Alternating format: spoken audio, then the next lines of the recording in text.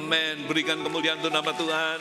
Sebelum saudara duduk, saya ingin memberikan shalom. Kalau saudara terima shalom ini, lambaikan tanganmu, katakan shalom, shalom, shalom, shalom, shalom. Lihat kiri kananmu, berikan senyum yang terbaik. Dan mari kita memberkati dengan katakan shalom satu dengan yang lain. Tuhan memberkati. Silakan duduk Bapak Ibu Saudara sekalian. Terima kasih untuk tim PAW. Haleluya.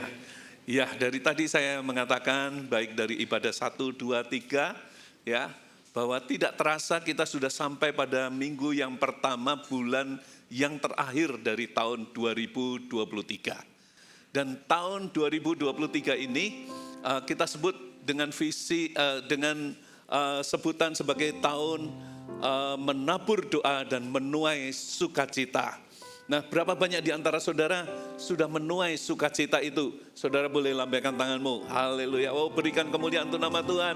Wow. Di sini semuanya rajin menabur doa ya, luar biasa. Dan saya percaya setiap doa itu tidak ada yang sia-sia. Nah, kita akan menutup tahun ini, saudara, ya, dan akan beralih kepada visi yang lain seperti yang Tuhan sudah sampaikan kepada gembala kita, ya, Pastor Philip. Dan tahun depan ini akan ada satu visi yang baru lagi, ya.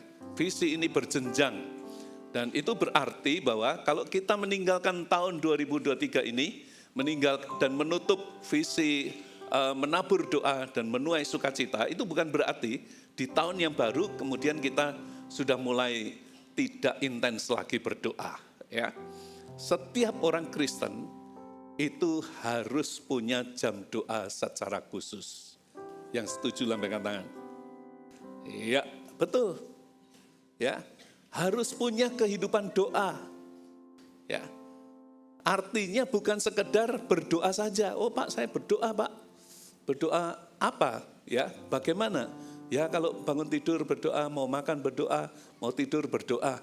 Ya, bukan sekedar itu saudara. Itu bagus dan itu harus menjadi ciri kita juga saudara. Ya. Tapi lebih daripada itu, kita harus menyediakan waktu yang khusus di setiap hari kehidupan kita untuk kita mencari Tuhan dengan sengaja. Amin. Ya. Karena itu hari ini saya sengaja ingin mengingatkan saudara tentang masalah ini. Dan 5 ibadah ini saya sampaikan khotbah tentang doa. Ya. Secara berbeda-beda satu dengan yang lain. Ya. Di ibadah yang pertama saya sampaikan tentang bahwa kehidupan doa itu harus dibangun, ya, harus sengaja dibangun. Kenapa? Karena kita sebagai orang Kristen ketika kita percaya kepada Tuhan, bertobat, menerima Yesus sebagai Tuhan dan Juru Selamat pribadi kita, maka kita dilahirkan baru. Kita mengalami kelahiran baru. Itu artinya posisi kita adalah sebagai bayi rohani. Dan kalau kita sudah sebagai bayi, maka target atau fokus hidup itu adalah bertumbuh. Bayi harus bertumbuh sebagai kehidupan yang normal, ya. Harus bertumbuh menjadi manusia rohani yang dewasa. Di mana kita bisa mengalami pertumbuhan itu? Yaitu di dalam ruang doa kita. Ya, di saat-saat kita berdoa, karena di situ kita akan menemukan Tuhan, mengalami Tuhan dari waktu ke waktu. Dan disitulah roh kita akan menjadi semakin kuat, iman kita akan menjadi semakin kuat, dan hubungan kita dengan Tuhan juga akan menjadi semakin baik. Jadi, kehidupan doa harus kita bangun dalam kehidupan kita. Amin. Ya. Nah, itu di ibadah yang pertama. Kemudian di ibadah yang kedua, Tuhan Yesus mengajarkan di dalam Matius pasal 6 mengenai doa. Ya. Nah, ada 2 awasan yang harus kita perhatikan. Janganlah berdoa seperti orang munafik. Dan kalau kamu berdoa, janganlah bertele-tele. Ya. Nah, ini berbicara mengenai motivasi yang harus mendasari kehidupan doa kita. Ya. Jangan dengan motivasi yang munafik. Dan kalau kita berdoa, jangan menjadi seperti orang-orang yang tidak mengenal Allah. Doa itu bukan mantra. Sehingga kata-kata di dalam doa itu bukan menjadi unsur utama yang membuat doa kita itu bisa dijawab oleh Tuhan. Karena Tuhan berkata, Bahkan kamu tidak berkata-kata pun Tuhan sudah tahu apa yang menjadi keperluanmu. Ya. Nah, performa yang dibutuhkan di sini itu adalah sikap hati yang murni, yang tulus ketika berdoa, yang sungguh-sungguh membawa doa itu kepada Tuhan. Ya. Kemudian yang ketiga, Tuhan Yesus berkata lebih jauh. Kalau kamu berdoa, berdoalah seperti ini, ya. Dan kemudian dia mengajarkan doa Bapa kami. Dan itu saya sampaikan di ibadah yang sebelumnya. Nah, yang ibadah sekarang saya akan bawa saudara untuk melihat lebih jauh, ya. Yaitu di dalam Matius pasal 6 ayat 16 sampai ayat 18.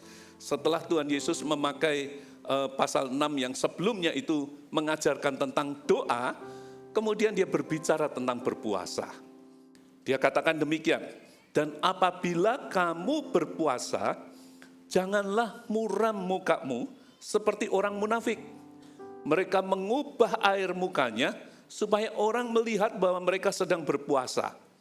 Aku berkata kepadamu, sesungguhnya mereka sudah mendapat upahnya. Tetapi apabila engkau berpuasa, minyakilah kepalamu dan cucilah mukamu, supaya jangan dilihat oleh orang bahwa engkau sedang berpuasa, melainkan hanya oleh Bapamu yang ada di tempat tersembunyi. Maka Bapamu yang melihat yang tersembunyi akan membalasnya kepadamu. Ini juga yang dikatakan tentang bagaimana berdoa, ya. Bagaimana berdoa. Nah, puasa itu apa sih sebetulnya? Puasa itu adalah absen dari makanan atau minuman atau sesuatu, ya, atau sesuatu di dalam kehidupan kita dalam jangka waktu yang tertentu. Tapi pada umumnya adalah absen dari makanan, ya. Nah, kenapa absen dari makanan untuk tujuan puasa ini? Karena makan itu adalah kebutuhan hidup kita yang mendasar. Dan Tuhan melengkapi di dalam diri manusia itu insting untuk mencari makan, yaitu ada rasa lapar, ya. Dan itu sudah tertanam di dalam diri manusia sejak dia masih bayi. Coba saudara perhatikan, bayi yang lahir, begitu dia lahir dia menangis, dan yang dicari itu adalah susu, saudara. Ya, begitu mulutnya kena kempengan atau kena dot, langsung dia diam. Dan siapa yang ngajari bayi itu untuk menyedot menyedot kempengan tersebut? Ya, itu ada karena Tuhan sudah menanamkan insting. Jadi dalam berpuasa kenapa kita menghindari makanan? Oleh karena kita mau mengalihkan insting ini, ya, dari mencari makan menjadi mencari Tuhan. Jadi fokusnya itu kepada Tuhan. Sehingga berpuasa itu masuk di dalam golongan berdoa, ya. Puasa itu sering dilakukan untuk menjadi penekanan atas pergumulan doa yang sedang dilakukan. Contohnya adalah kalau saudara melihat satu cerita di dalam Matius pasal yang ke-17, di situ ada satu cerita bahwa satu kali murid-murid Yesus kedatangan orang yang kerasukan setan, ya, yang saudaranya kerasukan setan. Lalu minta didoakan oleh murid-murid Yesus. Tapi ternyata setan itu tidak keluar-keluar, saudara. Mereka tidak bisa mengusir setan itu dari orang ini. Kemudian Yesus datang, hanya dalam satu kali hardikan, setan itu langsung keluar. Nah, setelah setan itu keluar, di ayat yang ke-19, Matius pasal 17, ayat 19, diceritakan kemudian murid-murid Yesus datang. Dan ketika mereka sendirian dengan dia, bertanyalah mereka. Murid-murid ini bertanya kepada Tuhan Yesus, mengapa kami tidak dapat mengusir setan itu? Ya, caranya kan sama, ya. Lalu Yesus berkata kepada mereka, karena kamu kurang percaya. Sebab aku berkata kepadamu, sesungguhnya sekiranya kamu mempunyai iman sebesar biji sesawi saja, kamu dapat berkata kepada gunung ini, pindah dari tempat ini ke sana, maka gunung ini akan pindah dan takkan ada yang mustahil bagimu. Lalu yang menarik adalah ayat yang selanjutnya, ayat 21. Kemudian Yesus menambahi dengan berkata begini, jenis ini tidak dapat diusir kecuali dengan berdoa dan berpuasa. Jadi puasa itu adalah jenis doa yang lebih intens. Ya. Itu dilakukan untuk menjadi penekanan atas pergumulan doa yang sedang dilakukan. Ya. Hanya ketika kita nambahi dengan berpuasa, maka doa kita itu menjadi lebih panjang, ya, lebih panjang dan lebih total pada diri kita sendiri. Ya. Nah, kalau begitu, kata kunci dari puasa itu adalah penguasaan diri secara total.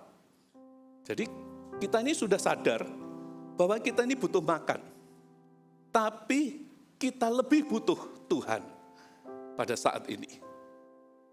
Kalau gitu kita harus bisa menguasai diri kita secara total untuk supaya tujuan kita bisa tercapai, yaitu mengalami Tuhan, menemukan Tuhan di dalam hidup ini, ya, di dalam hidup ini.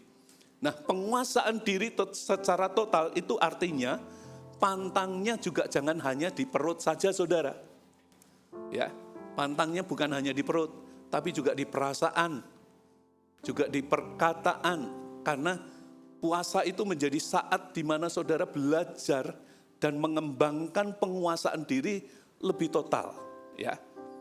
Kepada pikiran saudara, kepada perkataan saudara, kepada kelakuan saudara, ya, tingkah laku dan sebagainya. Hal-hal yang negatif harus dihindari pada waktu saudara berpuasa. Tapi kalau saya mengatakan begini bukan berarti setelah puasa selesai, masa puasa selesai, bebas lagi. Percuma, saudara. Ya. Jadi penguasaan diri yang kita bisa dapatkan ketika kita berpuasa itu akan menolong kita untuk menguasai diri. Aku puasa loh. Ya. Mau mengucapkan sesuatu, aku puasa. Mau memikirkan sesuatu, aku puasa. Ya. Dan ternyata bisa saudara menguasai diri saudara. Nah, kalau sudah bisa, masa puasa selesai, ya saudara jalankan, kembangkan terus penguasaan diri. Karena penguasaan diri itu adalah karakter ilahi yang disebut di dalam buah Roh Kudus. Amin. Itu adalah karakter kasih yang dari Tuhan. Nah, itu kata kunci dari puasa, ya. Dan kita harus bisa menemukan atau mendapatkan manfaat yang sedalam-dalamnya dari puasa ini. Nah, kemudian yang harus kita perhatikan itu adalah motivasi dari kita berpuasa. Tuhan Yesus jelas berkata di dalam Matius pasal 6 ayat 16 sampai dengan ayat 18 yang saya sudah sampaikan kepada saudara. Saya akan bacakan kembali. Dia memberikan ini sebagai awasan untuk kita, supaya kita betul-betul menjaga dan mempertimbangkan motivasi kita. Ya. Dan apabila kamu berpuasa, janganlah muram mukamu seperti orang munafik. Mereka mengubah air mukanya supaya orang melihat bahwa mereka sedang berpuasa. Aku berkata kepadamu, sesungguhnya mereka sudah mendapat upahnya, yaitu sudah dilihat oleh orang lain kalau dia berpuasa, lalu orang mulai mengagumi dia. Hebat ya kamu bisa puasa ya. Hebat loh kamu orang saleh ya. Orang saleh dan sebagainya. Nah, kalau tujuannya ke situ, motivasinya ke situ, maka Tuhan berkata bahwa ya itu upahnya. Motivasi itu saudara, saya tadi katakan ya. Motivasi itu adalah seperti tulisan alamat pada sebuah amplop surat. Amplop surat itu kalau sudah ditulisi alamat, lalu kemudian diposkan, maka dia akan sampai di alamat yang dituju. Ya, itu motivasi. Motivasi. Segala sesuatu yang saudara motivasi saudara di dalam melakukan puasa, kalau tujuannya hanya untuk dilihat oleh orang, maka Tuhan Yesus ngomong, ya cukup sampai dilihat orang aja. Cukup untuk dikagumi orang. Kalau saudara mau ketemu sama Tuhan, tidak mungkin bisa ketemu. Karena alamatnya tidak ditujukan kepada Tuhan. Ya, alamatnya enggak ditujukan kepada Tuhan. Jadi kita harus betul-betul berhati-hati dengan motivasi ini. Ya, kita harus menguduskan motivasi kita. Bulan Januari nanti, pertengahan Januari kita akan ada puasa raya. Ya, akan ada puasa raya. Mari kita bersama-sama menguduskan motivasi kita. Ya, kita mau bersama-sama bergumul, bukan hanya untuk diri kita, tapi juga untuk gereja, tapi juga tidak ada salahnya saudara kalau saudara sedang dalam masalah, kita bersama-sama juga bergumul dengan berdoa puasa. Selain mendoakan, juga berpuasa. Ya, mendoakan dan puasa. Saya banyak cerita tentang apa yang saya dapatkan dari berpuasa. Ya, karena pada faktanya ketika kita berpuasa dengan sungguh-sungguh, Tuhan itu betul-betul hadir. Saya tadi katakan bahwa Tuhan kita itu adalah Tuhan yang menampakkan diri. Dia bukan Tuhan yang sembunyi. Dalam Yeremia pasal 29 dia berkata, apabila kamu mencari aku dengan sungguh-sungguh, maka kamu pasti akan menemukan aku. Dan di dalam perjanjian baru, Tuhan kita itu justru adalah Tuhan yang turun dari surga dan mencari yang terhilang. Ya, siapa yang terhilang? Kita ini. Ya, kita ini. Jadi kalau kita mencari Tuhan itu adalah karena Tuhan itu sudah nunggu kita. Kitalah yang harus berinisiatif untuk mengusahakan mendekat kepada Tuhan dan mencari wajahnya, membangun hubungan dengan Dia. Yang setuju lambaikan tangan. Berikan kemuliaan untuk nama Tuhan. Ya, itu yang terjadi Bapak Ibu Saudara sekalian. Ya, satu kali saya berpuasa untuk masalah pergumulan pelayanan. Di Ungaran itu ada satu waktu saya masuk ke Ungaran, saya melayani di kota Ungaran dari tahun 88 sampai tahun 2006 awal. Ya, nah waktu saya masuk ke sana saya mulai mendengar bahwa ada orang kuat di kota Ungaran itu, seorang paranormal, ya, yang dari tahun ke tahun itu selalu mendemonstrasikan kesaktiannya. Ada hari khusus, yaitu malam suro kalau nggak salah, ya, itu dia selalu mengadakan satu pertunjukan. Jadi rangkaiannya sebelum malam suro itu dia melakukan ritual sucinya, menjamas pusakanya, mandi suci dan sebagainya, lalu dia mendapatkan kekuatan yang seperti di-refresh kekuatannya, kesaktiannya. Jadi dia buka panggung dan biasanya ribuan orang datang. Karena dia akan memamerkan kesaktiannya. Dia kebal tusuk, kebal bacok, dan juga di ujung dia bisa main hipnotis dan sebagainya, macam-macam begitu. Saya punya videonya yang paling akhir dia kasih kepada saya, ya. Dan di ujung dari pegelarannya itu, pertunjukannya, dia menunjukkan kesaktian puncaknya. Jam 12 malam, setelah semua pertunjukan ada kebal itu dan sebagainya, sudah dipertunjukkan bagaimana hipnotis, memadamkan api dari jauh dan sebagainya. Ya. Kemudian di depan semua orang jam 12 malam itu, dia pakai baju putih, kemudian dia bawa bayonet, lalu kemudian dia tusukkan ke dalam perutnya, kemudian perutnya disobek begitu, ususnya memburai, lalu dia gigit, tidak berapa lama dia tergeletak dan mati. Oleh pegawainya kemudian dikafani, dimasukkan ke dalam peti, dan ada sebuah lubang kubur yang sudah digali, dipersiapkan, lalu kemudian dimasukkan mayatnya bersama dengan peti matinya itu dimasukkan ke dalam lubang kubur itu. Ditutup, menjelang jam 6, kuburnya itu dibuka kembali. Kemudian petinya diangkat, mayatnya ditaruh di atas meja. Lalu pegawai-pegawainya ngipasin dia, itu jenazahnya itu. Tidak berapa lama setelah dikipasin, tiba-tiba dia bernapas kembali. Lalu kemudian dia buka bajunya, terlihat bekas bayonetnya itu kelihatan seperti bekas operasi yang sudah tertutup dengan rapi. Dan itu dari tahun ke tahun, sehingga banyak orang percaya kepada dia. Ya, saya melihat ini adalah tantangan utamanya. Jadi ketika saya datang ke Ungaran, saya membentuk kelompok doa. Kalau dia sedang melakukan pertunjukan, kami adakan doa keliling. Ya, nah, itu dari tahun ke tahun, ya, tahun ke tahun. Sampai satu kali kami kenal dengan salah satu istrinya. Lalu kita, Bu Sam itu istri saya itu ngomong sama istrinya ini, Bu, mbok kita ini dikenalkan sama Bapak.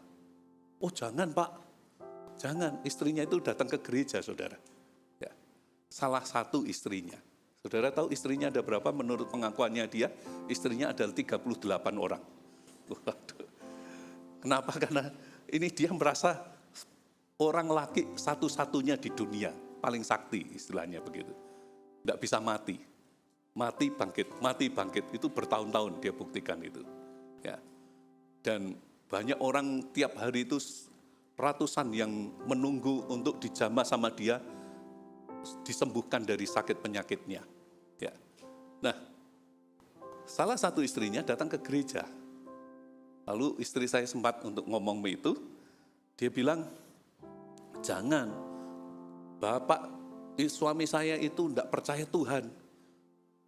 Dia paling benci sama pendeta. Nanti kalau Pak Sam Busam dipukul gimana? Ya, jadi kita sudah minta tapi nggak diberikan. Ya. Nah, dari waktu ke waktu, saya berdoa, saya mendoakan ini bersama dengan jemaat. Kemudian satu waktu, tahun 2000, bulan Agustus, saya digerakkan untuk berdoa puasa. Setiap minggu itu 3 hari. Saya masuk ke dalam ruang doa di Bukit Doa di Ungaran. Dan di situ disediakan satu ruangan khusus untuk doa puasa. Ya, jadi tidak ketemu dengan orang, 3 hari setiap minggu itu saya lakukan itu. Sampai menjelang akhir September. Ya, berarti saya sudah setiap minggu ke sana, ya, sudah berdoa puasa. Saya mendoakan puasa untuk hal ini. Ya.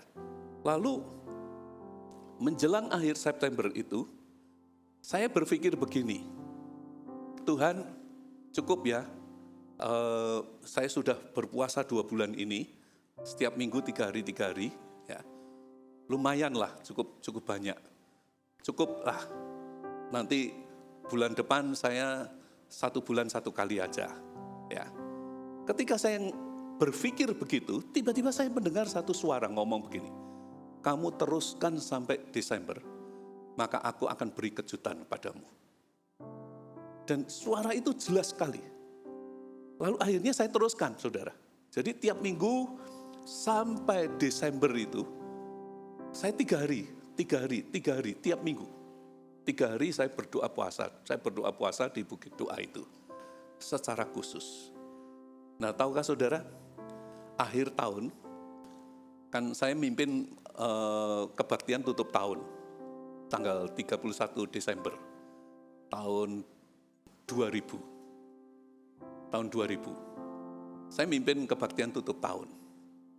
Selesai kebaktian tutup tahun, jam 1 pagi selesai itu, biasanya dilanjutkan dengan ramah tamah bersama dengan jemaat yang hadir. Nah, waktu saya sedang melihat jemaat sedang makan-makan dan fellowship bersama, istrinya ini datang kepada saya. Jam 1 pagi tahun 2001, tanggal 1 Januari. Jadi semuanya 111. Jadi saya ingat sekali. Ngomongnya tuh seperti ini, Pak Samuel, Bapak mau enggak doakan suami saya? Loh kan kita sudah minta sama ibu yang bilang enggak boleh. Lah ini kok sekarang saya diminta, kenapa Bu? Ya karena Bapak sendiri kok tiba-tiba minta. Bapak itu ngomong sama saya, coba panggilkan pendetamu, Ya, mau enggak doakan saya? Ya, saya bilang mau dong, mau. Oh ya Pak, mau ya Pak. Oke, kapan?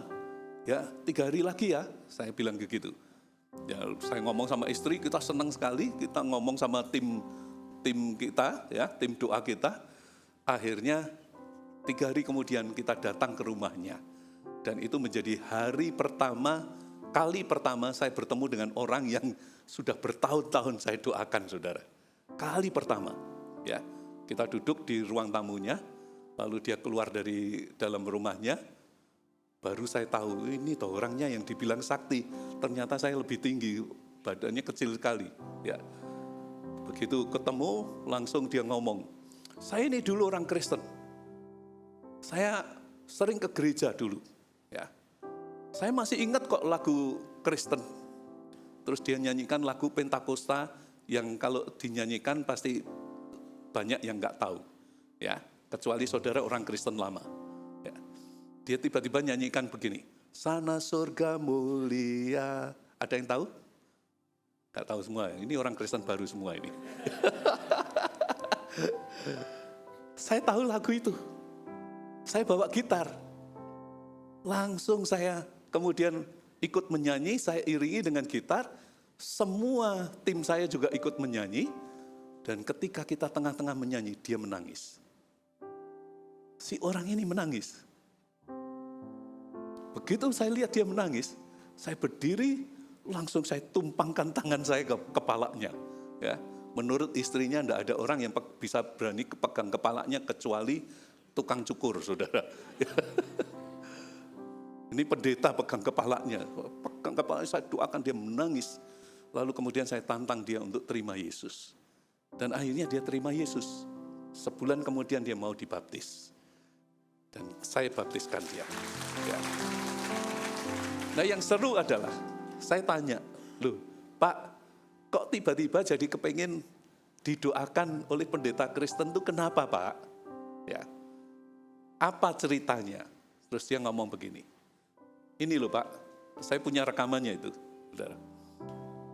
Dia kesaksian, dia ngomong begini, saya itu ya, akhir Oktober, habis nonton TV, semua sudah tidur, saya baru mau tidur, saya mulai baring, saya matikan TV, saya mulai baring, begitu saya baring, tiba-tiba tuh saya seperti berada di satu lapangan besar, dia bilang gitu. Terus kemudian saya mulai jalan. Saya jalan di lapangan itu, tapi tidak tahu mau ke arah mana, pokoknya saya jalan. Tiba-tiba ada seperti orang pegang bahu saya, sambil ngomong, jangan lihat ke belakang, lihatlah ke depan. Pak, herannya saya itu kok nurut. Biasanya saya itu kalau ada yang merintah saya, yang pertama reaksi saya itu pasti ngelawan. Tapi kali ini saya seperti nurut aja. Saya jalan terus melihat ke depan, terus tiba-tiba saya lihat ada sebuah rumah. Dari jauh masih kecil gitu rumahnya. Saya lihat itu. Terus kemudian ketika saya dekati, rumah itu kok ada dekorasinya, di atasnya ada salibnya. Lalu saya tahu kalau itu gereja. Ya. Oh itu gereja, lalu suara itu datang lagi berkata begini, rumahmu bukan di sini tapi di sana. Ya. Begitu omongan itu selesai, dia terbangun. Padahal dia belum tertidur, saudara. Tapi dia seperti dibawa kepada satu penglihatan. Lalu dia mikir, apa ya? Lalu kesimpulannya waktu itu, oh mungkin ini hanya ilusi aja. Karena dia juga ahli hipnotis kan. Oh ini mungkin ilusi aja. Jadi dia tidak acuhkan, dia tidur lagi. Nah, 3 hari menjelang 25 Desember, setiap hari ya. Jadi 3 hari menjelang 25 Desember itu tanggal berapa? Tanggal 22 ya. Mulai dari tanggal 22, 23, 24, peristiwa yang dialami di akhir Oktober itu terjadi sama dia. Berulang-ulang, tiap hari. Ya, mau tidur, tiba-tiba di tengah lapangan dan kejadiannya sama. Persis. Nah, di hari yang ketiga tanggal 24 itu, dia sadar, dia mengalami panggilan Tuhan. Langsung dia berlutut dan dia berdoa kepada Tuhan Yesus. Kemudian besoknya dia ngomong sama istrinya, "Nyah, pendetamu mau enggak doakan aku?" Gitu. "Tulung ngomong." Gitu. Istrinya sampai enggak percaya itu. Ya. Tapi itu yang terjadi dan itu menjadi kejutan luar biasa yang saya alami ketika saya mulai masuk dalam doa puasa. Amin. Amin. Berikan kemuliaan untuk nama Tuhan. Nah, jadi jangan remehkan doa puasa. Jangan remehkan, saudara.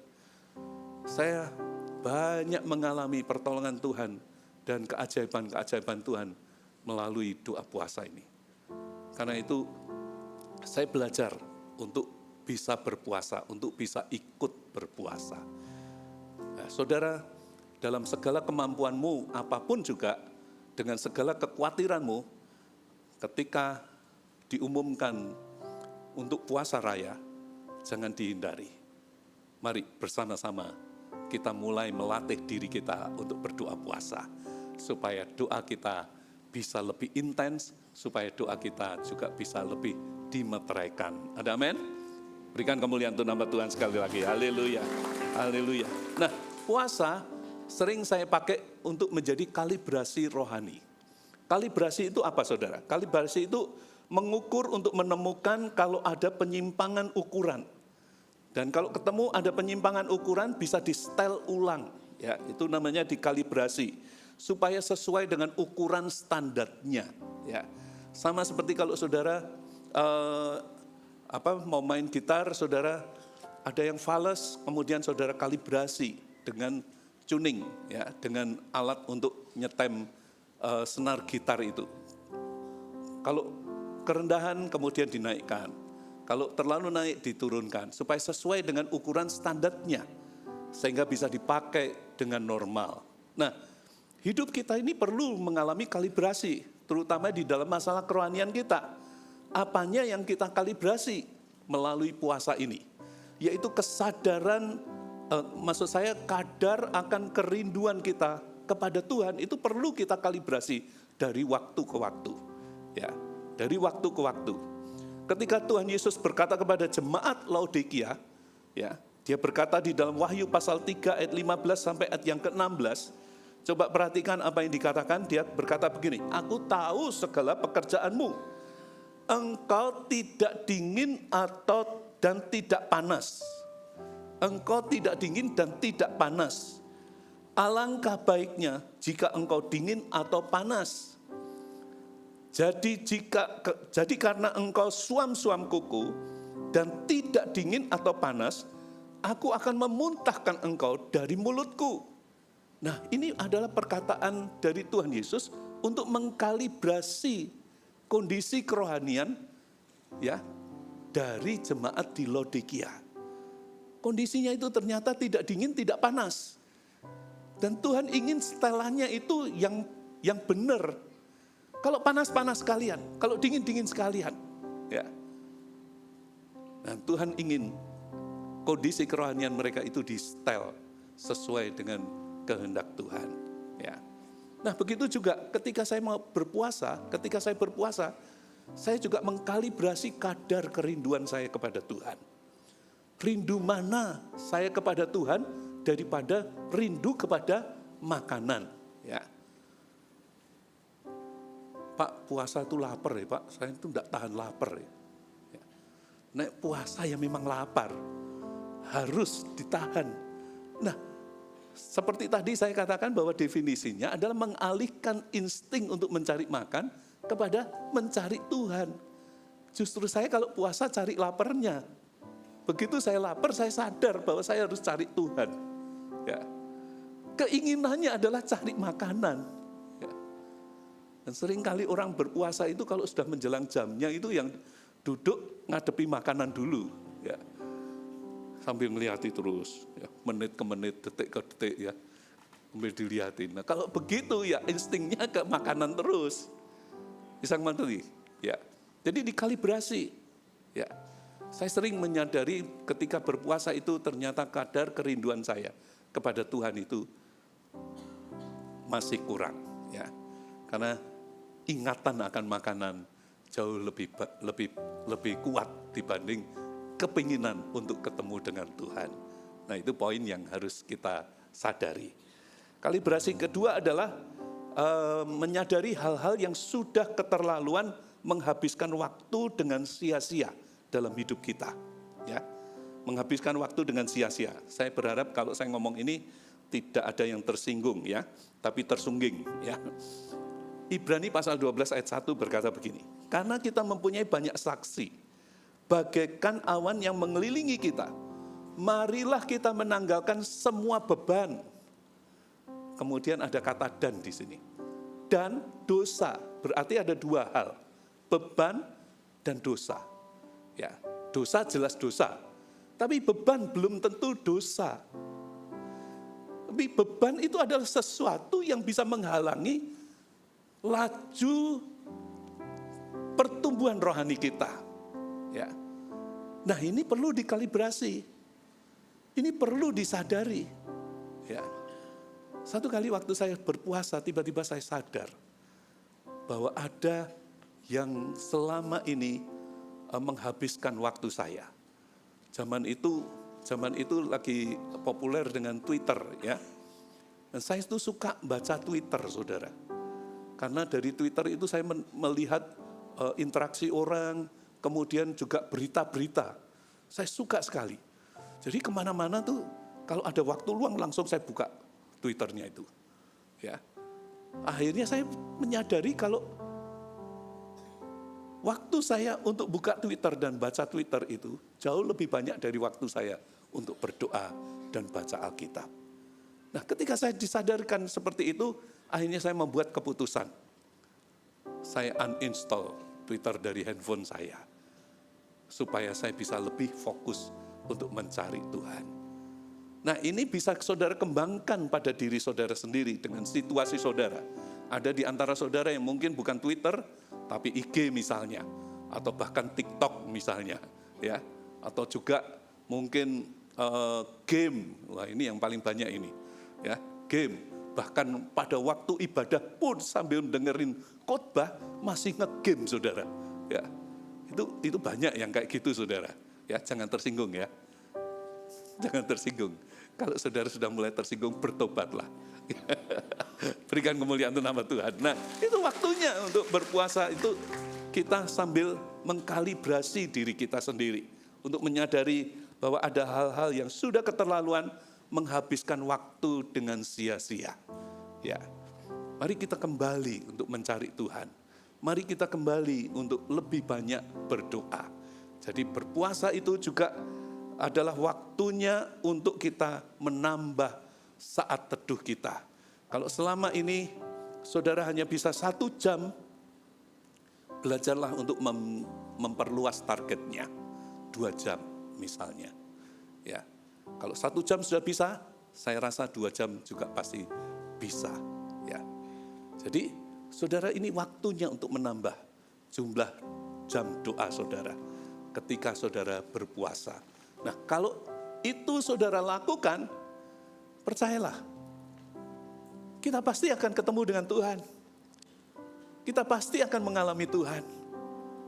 Dan apa yang menjadi pergumulanmu, saya juga percaya saudara pasti mendapat kemenangan demi kemenangan.